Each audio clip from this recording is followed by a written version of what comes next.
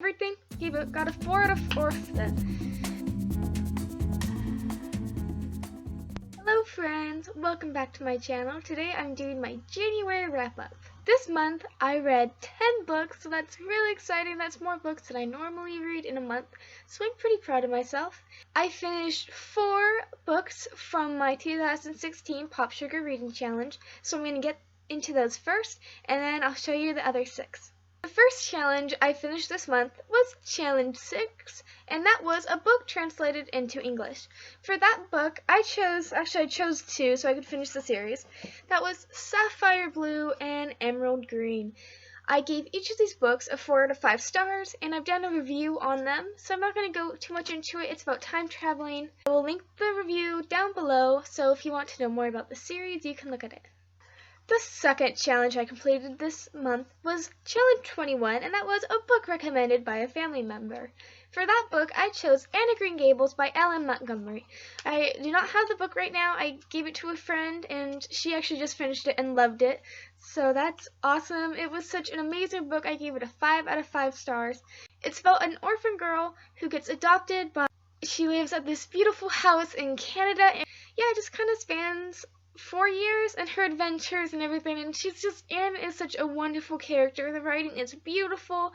The story will bring you joy. It's amazing. I highly recommend this book. The third challenge I completed this month was challenge number 30, a book with a blue cover. For that challenge, I chose All the Light We Cannot See by Anthony Doerr. It was so good and wonderful, and the characters were amazing. It's definitely a character-driven book. It spans over about maybe 6 years. It goes back and forth through different times. It has 2 different main point of views. It has a boy named Warner who is a German boy and is actually going through the school, and he's pretty much a genius. And then there's a girl, Marie Loire or something like that. She's a blind girl who lives in France, and their story is just intertwined in such a beautiful way. It's definitely a slow burning book. It's not one of those books you can read in like 2 days. I would not suggest flipping through it. It's one of those books that you want to read slowly and just really appreciate the writing, because the writing is absolutely beautiful. I know it took him 10 years to write this book, and it really, really shows. It was amazing. He did a phenomenal job, and I highly suggest it. 5 out of 5 stars. The last challenge I finished was challenge number 12, a book recommended by someone you had just met. For that one, I chose The Goose Girl by Shannon Hale. I actually wasn't really expecting to like it too much, especially since it's a middle grade book, and I've never really gotten into those books, but this was lovely. Our characters were super good. The storyline was good. I had a few problems, there's so many characters, so many names, and it's you're supposed to know this person, but I'm wait, I don't remember. Who is this? Also, the villains didn't really have a reason to be villains. They just were bad, and I kind of wish they had more emotion. Otherwise, I really enjoyed this. I gave it a 4 out of 5 stars, and I would highly recommend it. This is one of the books I read for my Fairy Tale Retellings Readathon, and it was my favorite. The first book I read that was not part of any challenge was City of Bones by Cassandra Clare. Now, I read this series, at least up to the 5th book, in 8th grade. Now that the new TV show came out, I kind of wanted to, get back into the series, especially since Lady Midnight is coming out, and I wanted to refresh for that as well. So I am planning on rereading all of City of Bones and Infernal Devices to prepare myself for Lady Midnight, and also so I can read the last book, City of Heavenly Fire. I gave it a 5 out of 5 stars. I loved that series, and I missed it, and yes, I highly suggest this series if you've not read it yet. Now, the second book I read that was not part of a challenge was a book I read for school, and that was Narrative of the Life of Frederick Douglass by Frederick Douglass. This is a nonfiction book, and it's just about his life, hence the title. This was amazing. I did not think I was going to like it. I've never been into nonfiction books, but this is my all-time favorite nonfiction book. It was so good and eye-opening, and his writing was not boring whatsoever. It was like he was telling a story, and he was telling a story, but it wasn't super factual, right? And it was heartbreaking as well, seeing how some of these slaves were treated and how it was seen as normal. yes, it distressed them, but it wasn't anything new. Like, this happened all the time. I cried multiple times in this book because this is not, like, this is a true story, guys, and this is our history. We watched a documentary about him in class, too, when we finished it, and I was just, tears were running down my face. Luckily, it was dark, and no one saw me. But yes, if you want to get into nonfiction books, I highly recommend it. This is phenomenal. I gave it a 5 out of 5 stars. Up until that point, my reading had been great. Everything I had read got a 4 or a 5 out of 5 stars. And then I did my fairy tale retellings read-a-thon, and the first book I read, as I said, was good.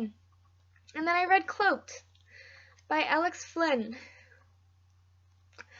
Things started going downhill from there. Cloaked is a retelling of multiple different fairy tales. Most of them are lesser known fairy tales. The most well-known fairy tale in this book would be The Princess and the Frog, but the rest of them were ones I've never really heard of. And I think the concept could be really interesting, but the characters were boring. They didn't have any emotion. Everything was so predictable. And I'm not just saying, how like some YA books can be kind of predictable. It's like, oh, it's fine. No, like, not once was I surprised by any plot twists. You just know everything that's going to happen way before anybody else in the book did, and it's annoying, and I hate that. The main character was an idiot. He was told multiple times not to do things, but then he would do them, and then he would get himself in all this trouble, and I'm like, why would you do that? You were warned against doing that. You were warned that what just happened to you would happen. You're like, oh, well, maybe it won't. No. I can't deal with stupid characters in books. There's also some weird love triangle, but it didn't work at all. I gave a 2 out of 5 stars for this book, and I'm planning to do a review on it, though I'm kind of waiting a little bit so I really can think about it, and I want to think of some positive things, because I didn't hate this book. It's not like it had really disturbing or morally wrong things, like in the next book I'll be talking about, but I just really didn't enjoy it. I found it really boring, and it was super hard to get through. The third book I read, and that was again for my read-a-thon, and that was Kill Me Softly by Sarah Cross. I have some mixed feelings on this book, because one, I read it very quickly, and it was interesting. And the concept was really cool. Each of these characters has a fairy tale curse. So the main girl had a Sleeping Beauty curse, which is one of my favorite fairy tales. So I was very excited to read this. But there is so much that was wrong with this book. First off, there was a love square. A love square. One in that love square was your typical YA guy. There was the dark and mysterious handsome one. There was a rude, obnoxious guy who secretly liked the girl. And there was a sweet guy who never ever gets a girl but is super sweet and should. Why? Why? Sarah Cross, why? The main girl, Mira, is 15. The dark, handsome guy is 21. They share a bed together. They share a room together. She's attracted to him. He's attracted to her. It was disgusting. It was wrong. There's so many times where I had to slam this book in frustration. It's like, why? Why would you write that? It was just disturbing and uncomfortable to read. Then, of course, the ending also made me so angry. It seemed like it was going to end all sad. And then the last 3 pages, the most convenient ending I have ever read. It made me angry. I'm like, why would you end it this way? Because it is so stupidly convenient. And 2 out of 5 stars.